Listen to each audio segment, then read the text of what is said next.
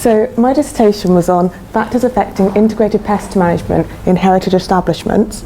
So just for a little bit of background first, integrated pest management is just pest control, and we can see it written about from the 1800s, talking about the servants' roles and how they would look after their properties by taking care of the pests.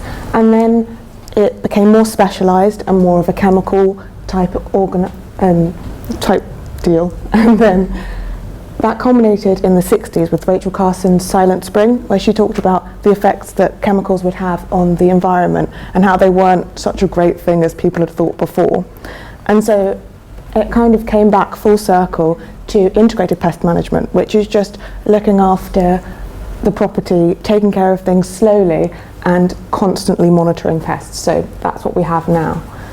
And that's been a popular way of doing things for the last 20 years or so. So the guidelines for integrated pest management looks at the first two steps are avoiding and preventing pests. The next two are about recognising what pests you have and then trapping and inspecting accordingly. And then the final two are about targeting and solving the problems and then reviewing the whole process to make sure that it's going well. So even though it's a very straightforward scheme, it is one that tends to not have universal effects. It doesn't always work in every heritage establishment. So there have been a few changes over time, such as increasing the idea of risk zones, so specifically targeting certain areas that are more at risk. And then there's been a move away from such a rigid guidelines of things and making it a little bit more flexible. And then that's the risk zones. And then they've also done a slight rebrand to make it seem a lot more accessible and a lot more manageable. So here it's been made a lot prettier, and we're talking about it in the public spheres, and it's now a badge of honour to have holes in one's khadi or pashmina. So this dissertation aims to identify and understand the factors most affecting IPM success in heritage establishments. So it's understanding that even though it has these guidelines that are very straightforward and there's been a lot of improvements over time, we're still not quite there in having universal success everywhere. So I also wanted to just add to the criticism on the subject, because it is a new subject. It's only been about for about 20 years, and so there's not that much criticism on it at the minute. So the method I chose was to first do a literature review. So that would give me the factors that I would be looking at. And I came up with integration and collaboration, which is about teamwork, communication, training, staff engagement, heritage context, and resources. And then to kind of double check this, I then did some interviews. So these interviews were with heritage professionals that have interactions with IPM on a daily basis. And they were semi-structured so that I had a lot of questions that I wanted to ask them, but it could also be a lot of discussion and conversation to bring up some things organically. And the way I coded this and made sure that I had data I could work with was by having some factor-focused questions that were very specific on the topics that I'd chosen, and then some which were just open to bring up things organically. So my results and findings. First, I found that the one that came up least frequently was staff engagement. So the literature on it said that IPM could be viewed as dogmatic, draconian, a waste of time for a lot of staff, and then this would eventually lead to neglect, which would be a catalyst for infestations. And the only way to make this work successfully across the board would be to have equal investment from the whole institution in order to have a successful IPM scheme. And so the questions that I asked were things such as how were you introduced to IPM and what was your initial impression? Because there were people that were already invested in it, hence why I spoke to them about the topic. And the majority of them said that they weren't impressed to start and then eventually got more into it. And a more interesting way of looking at this was to look at the open questions where it came up organically. Because here a lot of them said that conveying risk was a thing that came up a lot when they were talking about staff engagement. Because we now have risk zones included. So perhaps that's why it's not something that's as frequently thought about, because we have risk zones that target specific areas, and then as a result we don't need to keep staff engaged. So then the next least frequently mentioned was communication.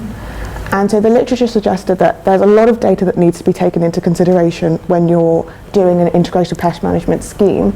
And one of the issues that are found is that technology isn't necessarily up to scratch to keep all of this information circulating. And then also it's hard to convince people of the benefits of IPM because a lot of them want the quick fix of chemicals, and so communicating the risk is also a bit of a difficult subject. So I asked them questions such as, is there a good system of communication? Very point blank. And most of them said yes, there was. But if we break this down a little bit more, the ones who said yes knew the names of who they were talking to, the structure of how many times they were supposed to report back, and the times in the year that they were supposed to report back as well. And the ones who said no, a lot of them did mention this lack of resources, so they didn't have up-to-date technology to tell people what was going on. A lot of them were taking screenshots of their timetables and their sheets and then sending that via email, and it was all very complicated. So then we have resources, which I was surprised came up fourth in terms of frequency, because I thought it would be a very big topic. And from the very beginning, they've mentioned that the problem of budgeting should not be underestimated, because even though it should be a more cost-effective scheme, the initial implementation of these practices was quite difficult. And so that's led some to say that resource demands could be impossible for all but the largest establishments. So for example, the EU standards even says that you should have an IPM project manager, which isn't going to be something that all museums can afford to do. So I asked them, how much time do you invest in IPM? Because I couldn't necessarily ask them directly about money in the time constraint and things. So I asked them how much time they invested in IPM. And most of them, it was very variable. Some only focused on it for 1 week a year, and some, it was a regular part of their role to check traps frequently. So then I followed that with, do you invest more or less time in terms of preventive conservation concerns? And most of them spent less time on it. And then finally I asked them if that was time well spent. And even though most of them said yes, this was a bit of a divisive topic, because a lot of people said that time probably wasn't the best thing to measure in regards to resources, because it was quite a quick process for a lot of them, whereas for others it was this full-time job. So then we have integration and collaboration, which is mostly about teamwork. So integrated, as Florian puts across, is that it refers to the collaboration of every single person in that establishment. So a lot of people such as Pearson, Harman Cooper suggest that you can do this through facilities management, which would get everyone involved on a ground level and then be the person that relays it to each other department. And so I asked them who else is involved, and most of them said various staff. And when we break that down, some of them had an IPM lead, they mentioned conservators, volunteers, a lot of people, they knew who was involved. And so that means that generally it does seem quite integrated. And then I also asked them if they could see evidence in the daily running, which would mean that it's integrated constantly. And most of them said, yes, it was. So then training was the second most frequent mentioned. And IPM has very high training demands because staff are expected to know a lot in order to run the scheme successfully. But then there's a lot of issues of high staff turnover. So how do they keep staff up to date in training when there are so many? And then also there's a lot of volunteers, so is it worth it to train the volunteers and such? And so over time there's been a lot more less expensive ways of training by having DVDs and having a few websites where they can constantly refer to and not have to outsource training each time. And so I asked them whether they inform their staff of the guidelines that I showed you earlier, just to see if they knew generally what was going on. And most of them said they were familiar with it, and they showed their staff. And then when I asked them, when I looked more into the open questions, where they brought it up more organically, when they talked about training, they often mentioned training efficiency, and very often said that training wasn't the most efficient and there could be better ways of doing it. They mentioned that there's a lot of mistakes made that are really stupid little mistakes because of poor training, and then it's very difficult to train, and then access to training can be quite hard. So the most frequently brought up was heritage context, which seems obvious, but I didn't think of it straight away. So the issue with IPM is that it's not a one-size-fits-all scheme, and so even though it has very rigid guidelines, it's not something that can be applied everywhere. And like I said earlier, it is mentioned that it's become more flexible. There have been changes over time with that. But at the same time, there are a lot of individual case studies that talk about how it needs to be changed for climate or how it needs to be changed for historic properties and museums. And there's a lot of individual instructions for each different place. So to look at heritage context, I asked them some questions about their opinions on the benefits of IPM and the drawbacks. And then I tried to see whether people from the same kind of establishment would think the same thing. So you can kind of see a little bit of a correlation, but overall I had a bit too small of a sample size to look into that. But there are some trends, like the consultants, I don't know, there are some trends. I did point them out before, but it's all right. So when I looked at their open questions, the things that people brought up most often was how building type comes into play, how the building use comes into play when considering IPM, the location, the values. There's a lot of things about the individual context that can affect how IPM runs. So what I came to at the end of this project was that I did want to contribute to the limited criticism and understand why success isn't always experienced everywhere. And this was achieved somewhat by finding the factors in the literature, but then with people, the small sample size meant that it's not really something that can be generalised to the wider heritage community. And so I concluded that the ideas that I've put out can be used in troubleshooting generally, but there needs to be a lot further, more research to come. That's it.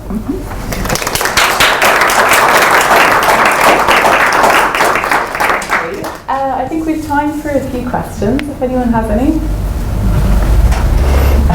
Yes, Calliope. Thank you very much. That was a very interesting piece of research.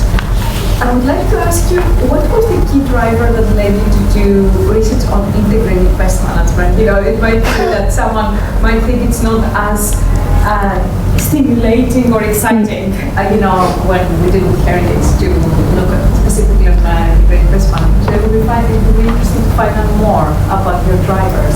Well, the thing that I found interesting about IPM is that it's a very rigid system and very logical, but you're dealing with something that isn't logical, which is pests. Bugs, they're constantly going to be there, they're always going to be a problem that we need to try and mitigate, but we have this kind of rigid system in doing that. So I was really interested about how that works, whether it works, and it does, but not all the time. So, yeah. Yes? Oh yeah, thank you, that was very interesting. I mean, when you say about these rigid standards, you talked, I think, about some EU standards in 2016. Are those binding? I mean, do they have the force of law, or are they just guidelines? No. Are they widely adopted? What happens if you breach them? They are more guidelines that they're rolling out gradually, but because it is something that's only been in place for the last 20 years, that there's been a concrete system of doing things, it's not something that has enough criticism to make it something that you could enforce so rigidly, because there does need to be a lot of flexibility to make it work for each context. Yeah. I hope that answers your question. Thank you. Well, I can ask, where would you take this research next? If you could, what would you do? If I could, I would ask an awful lot more people. I would ask about money. And I'd probably like to do more of a case study looking at establishments, because I could only talk to people. I couldn't really see their records, because so much of it is collecting data. I couldn't really, some of them showed me their spreadsheets and things, but it'd be nice to compare how that's done. I mean, even someone I spoke to said that they're still all doing it by hand. So I think it'd be really interesting to see what individual establishments are doing, and the ones that have succeeded as well, what made it work. Yeah. Oh yes, stand back. Thank you, that's fascinating. In your view, how do you think IPM might need to change in light of climate change and different populations of bugs and pests and so on? I think climate change is really interesting, because there are quite a few papers that are touching on the fact that with places getting warmer, we have the issue of more infestation. And so much of IPM means that you need to know what your pests are. And so how are we supposed to educate the staff on each of these new pests that are coming in? I think that, so with climate change, it would be more to do with finding new ways of constantly keeping staff updated so they could move with things as it changes rather than coming up with a way to stop bugs, I guess. Okay, well, Alex, thank you very much. It's a really nice piece of work. I think it's a valuable contribution to the field. So Hopefully.